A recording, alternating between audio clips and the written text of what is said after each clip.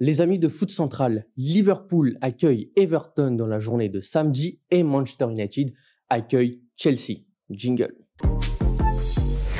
Il y a deux façons d'affronter le chaos. 1, tu défends comme Maguire. 2, tu joues à Borderlands 4 et là, tu le domines. C'est une des franchises les plus cultes du gaming et le 4 est dispo dès maintenant. Des flingues, des boss, du loot et du fun dès les premières secondes. Joue en coop à 4 ou en 2 joueurs split screen sur PS5 et Xbox Series. Le jeu est dispo sur PC via Steam, via Epic, PS5, Xbox Series et Switch 2, PEGI 18. Interdit à ceux qui pensent que le football c'est un sport individuel. Je suis avec mes amis de la PL, Abdou, Timothée, Gato, Djadji, les gars, ça va? Ça va pas. C'est une catastrophe. On va en parler justement, mais Ça va pas et... avant de parler d'United, je laisse le meilleur pour la fin. Liverpool, Abdou, ça fait 1 an et demi quand même que Liverpool n'a pas perdu face à son rival de la Merci. Ouais.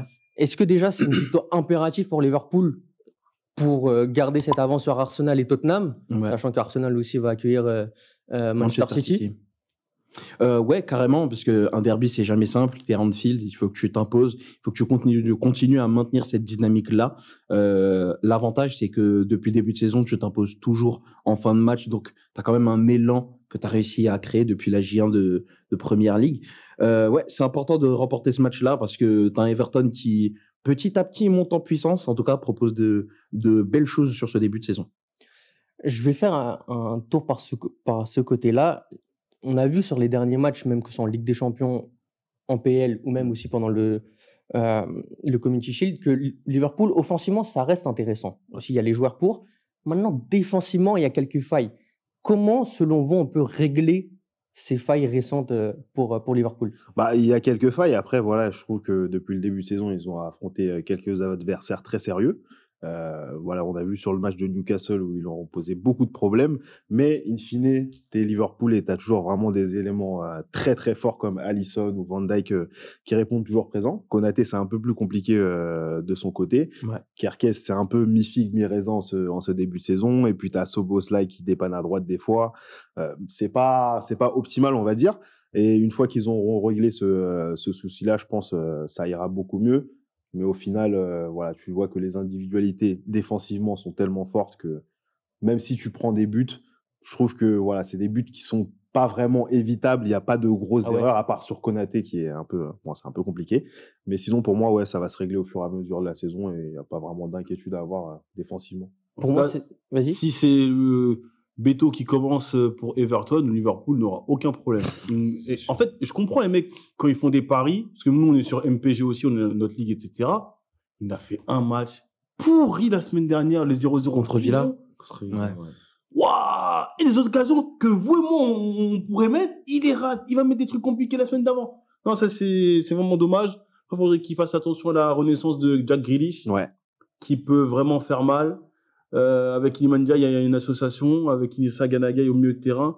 Je pense que Everton sera quand même trop faible pour inquiéter Liverpool qui monte en puissance. Il y aura peut-être Isaac qui va débuter ou Ekitike qui est là. Il y a, bon, Wirtz, il faudra quand même faire attention à lui. Parce que le prix du transfert, il faudra quand même un moment, un but, une passe rapidement parce que, peut-être que Liverpool, c'est un public qui est plutôt sympa. Mais je suis quand même curieux que Abou, il faudrait qu'il nous explique comment maintenant Liverpool utilise le Fergie Time.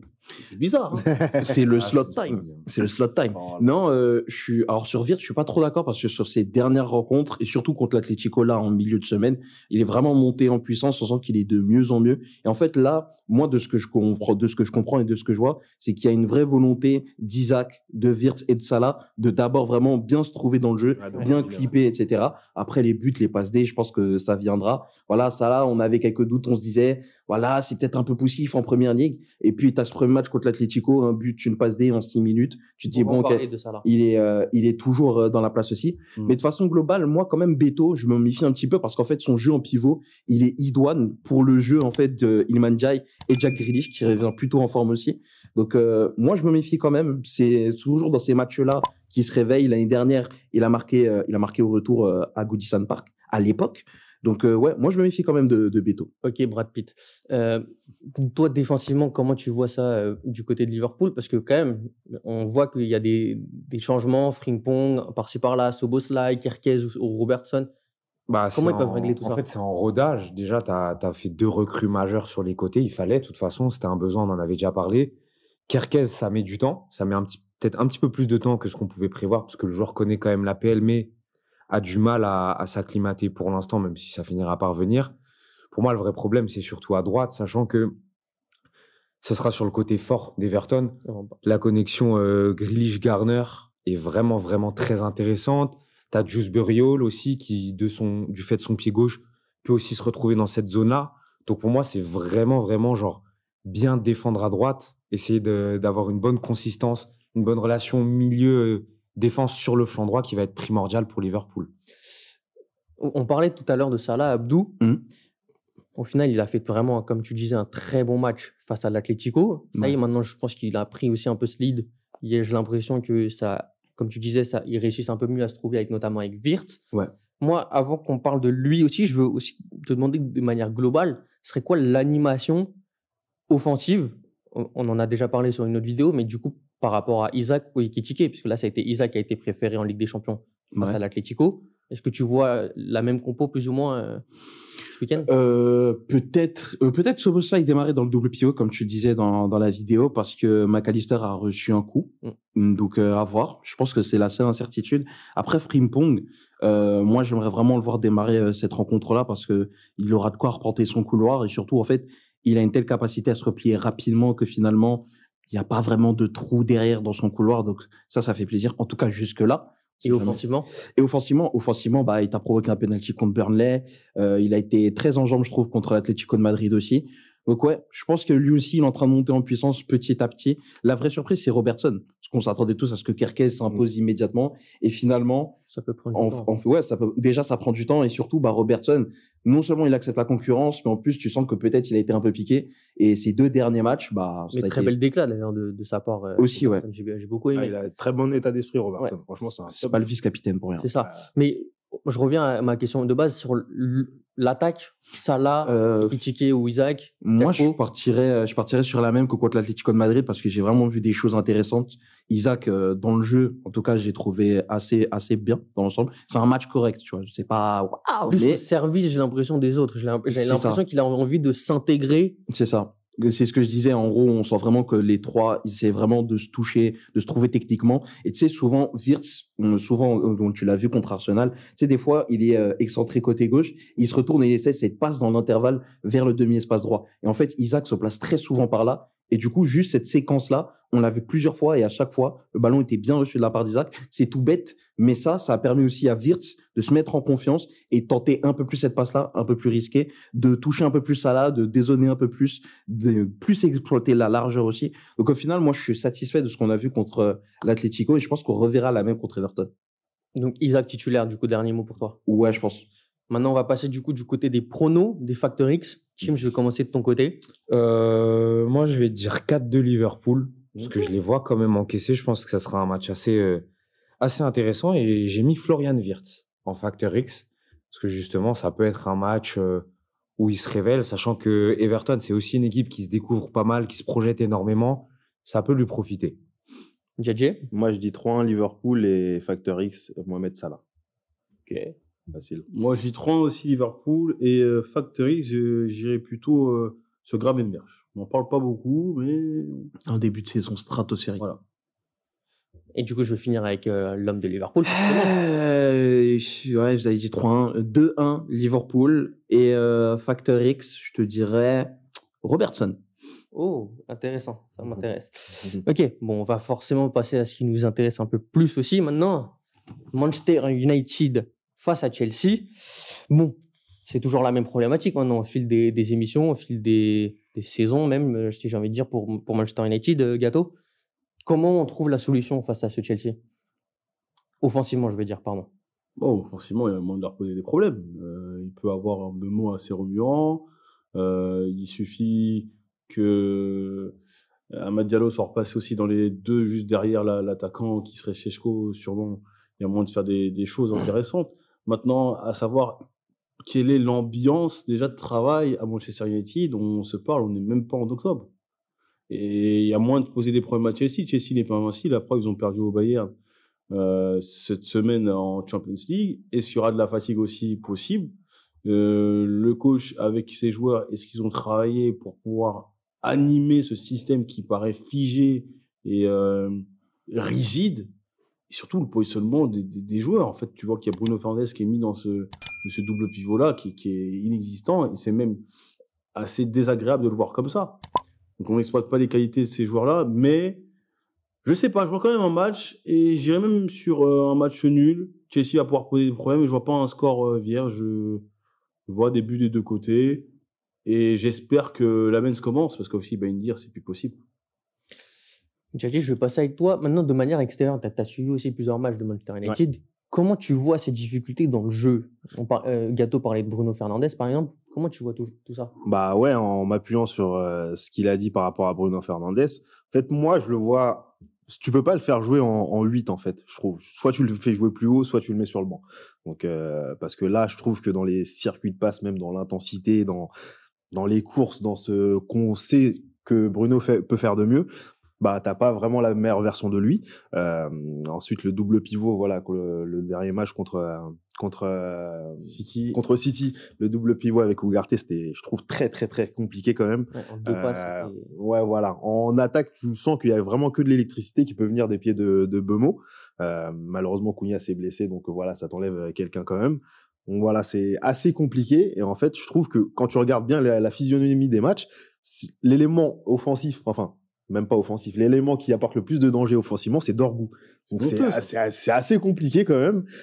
Et pourtant, tu as beaucoup de joueurs. Et ce qui me peine aussi, enfin, ça, je le dis personnellement parce que je l'aime bien, c'est Mainoo.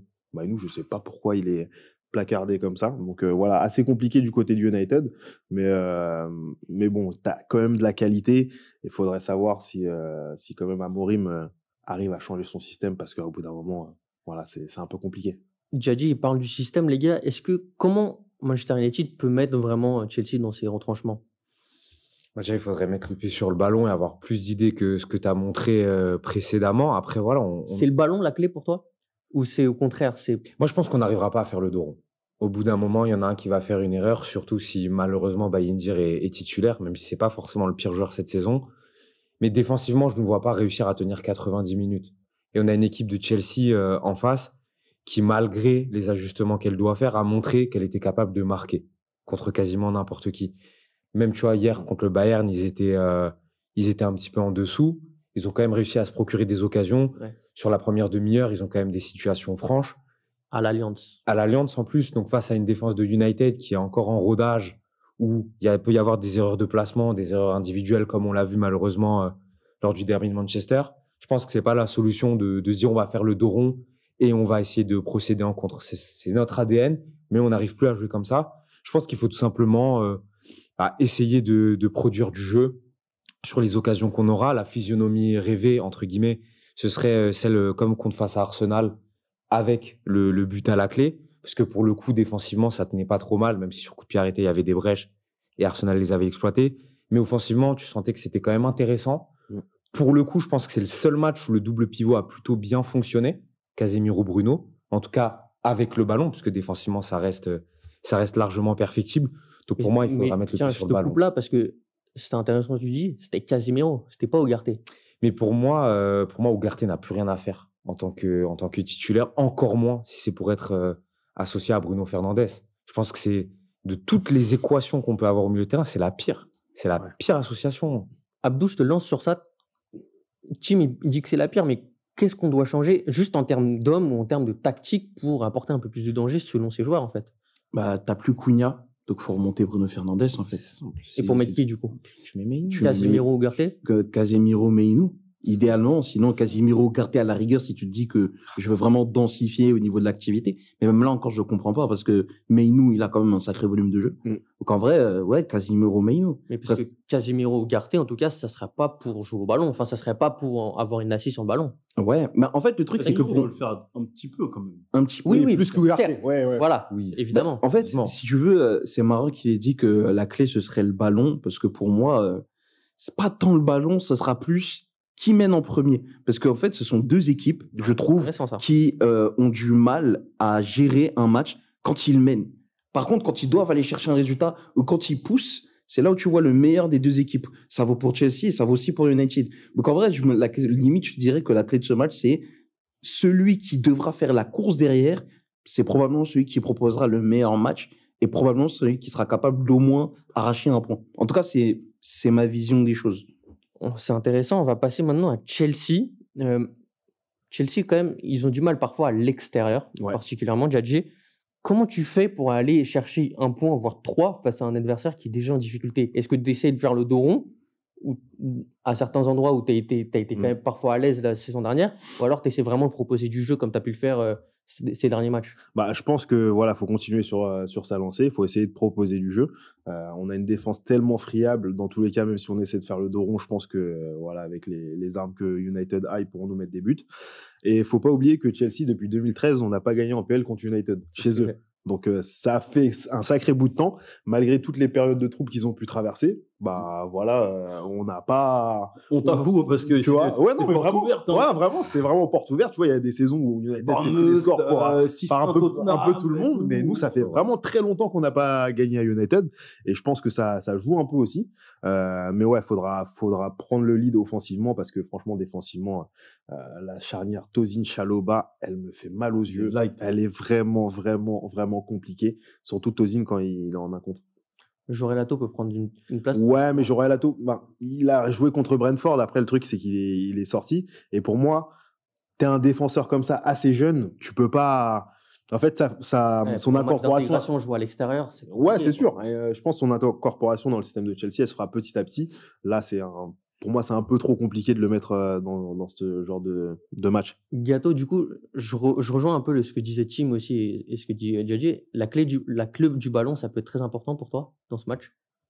Après, tu peux avoir le ballon si tu sais pas quoi en faire. C'est ça ma question. C'est ça. Hein. Moi, je dis United, si Manchester United a le ballon, faut savoir quoi en faire. Parce qu'en fait, il y a un nombre d'occasions non converties. Je dis, mais c'est hallucinant. Hallucinant. Des trucs faciles. Amad Diallo contre Burnley, il y a eu des trucs très faciles. Bemo aussi, même contre Manchester City. Alors oui, il y a eu un grand Donnarumma, mais voilà. Le problème, c'est quoi? C'est comment est-ce que tu vas exploiter le ballon? Et je ne vois pas United exploiter le ballon face à Chelsea, même si Chelsea a une défense friable, parce que je pense que le coach va s'entêter à mettre Bruno Fernandes dans ce poste de double pivot, malgré les propositions que nos amis ont dit. Donc, je vois même Chelsea prendre le ballon et United aller gagner le match même en contre. Si gagne le match, ce serait que du contre. Je pense pas avec le ballon. Tu le rejoins sur ça, Abdou, très rapidement? Moi, j'imagine un match nul. Hein. En fait, pour moi, sur le papier, le rapport de force est déséquilibré, mais au vu des physionomies des deux équipes, du passif à Old Trafford, il y a la possibilité pour que les deux se prennent les pieds dans le tapis en même temps, tu vois. Donc le match nul. Les deux équipes vont perdre. C'est possible. Non, en vrai, pour reprendre South Park, combat d'infirme. Hein. Franchement, c'est déjà la vérité. Ouais, toi, tu vas te prendre une sauce des deux communes. Ouais, mais est-ce que c'est faux? Son club est au top, il peut nous charrier. Non, mais est-ce que c'est faux? Chelsea, ça va encore. Chelsea, United, je veux bien, mais Chelsea, ça tire. Non, les Blues. Que United, les Blues. Maintiens tes propos, Abdou. Maintiens tes propos. Après, dans tous les cas, c'est bon. De toute façon, il y a Djadji sur la vidéo, ce sera lui la cible. Let's go. Mais du coup, en vrai, plus sérieusement, on va juste passer au prono et à vos facteurs X aussi. Tim, je vais commencer par toi encore une fois. Victoire 3-1 Chelsea. J'ai 2 facteurs X. Un Moses Caicedo côté de Chelsea, parce qu'il va remettre le double pivot Bruno Casemiro ou Bruno et la daronne d'Amorim. Waouh. Non, mais on sait très bien. Et Caicedo, il va se régaler avec les espaces qu'il y aura, etc. Et côté United, je pense que ça sera Lamens, parce que le poste de gardien, il est tellement lugubre, tellement mystique à United que je le vois se distinguer. Je ne saurais pas te dire de quelle manière, mais pour moi, on parlera de Lamens après le match. Abdou? Un partout. Facteur X. Bruno Fernandes sur péno au coup franc. J'ai cru que t'allais dire une dinguerie, genre l'arbitre. Après, on est à Old Trafford, c'est possible. Après, Chelsea, hein? Vas-y. 2-1 Chelsea, facteur X Palmer, parce que je trouve que contre United, ça va, il fait des bonnes prestations et il marque. Là, il nous kiffe trop, ça y est. Dans les petits matchs, quoi. Waouh. Gato? 2-1 United, au final. Oh, voilà. j'aime bien. Je pense qu'à mon avis. Facteur X, Robert Sanchez.